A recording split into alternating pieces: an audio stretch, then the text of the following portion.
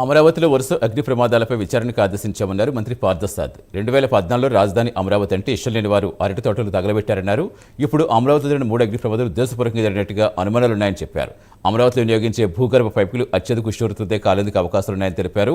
అమరావతి అభివృద్ధి చెందకూడదు అనే ఆలోచన ఉన్నవారే తగలబెట్టి ఉండొచ్చని పార్థసారథి చెప్పారు.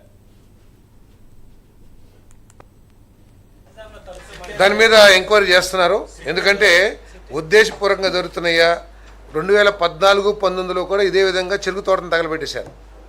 అది అట్లాగే జరిగింది. ఇప్పుడు కూడా పైప్స్ ఉన్నాయి. అరటి తోట ఇప్పుడు తగలబెట్టింది.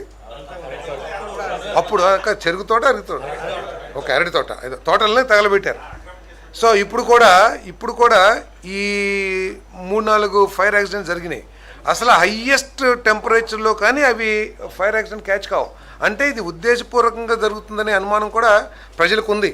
కాబట్టి దీని మీద ఎందుకంటే మామూలు ఆకులో చెత్త లేదా అరటి తోట వరకు ఏదైనా చేయొచ్చు కొద్దిగా కిరసనాలు, కానీ అవి 150 డిగ్రీలు సెంటిగ్రేడ్ దగ్గర కాలుతాయండి ఏది ఆ పైప్ ఏదైతే ఉన్నాయో. సో అంత టెంపరేచరు పెట్టి అసలు ఎవరన్నా ఉద్దేశపూర్వకంగా చేయకపోతే ఈ ఎండకో లేకపోతే ఏదో సిగరెట్ పీకలు పడేసారనో అవదో. కాబట్టి ఎవరో ఉద్దేశపూర్వకంగా కూడా చేసే అవకాశాలు ఉన్నాయని చెప్పేసి ప్రజలకు అనుమానం కలుగుతుంది.